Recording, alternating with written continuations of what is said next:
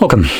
In front of me is a Nothing Phone 2A, and today I will show you how you can insert SIM card into this phone.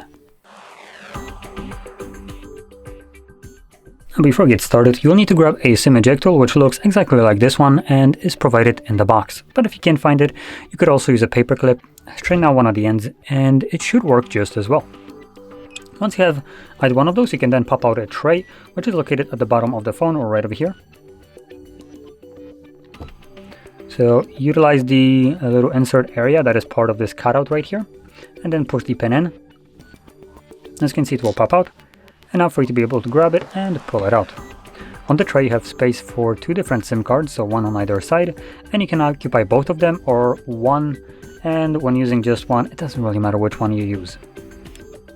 Next, make sure you clip that card in place, so it should be seated in there correctly, shouldn't protrude from anywhere, and if you flip it over, it should hold in place.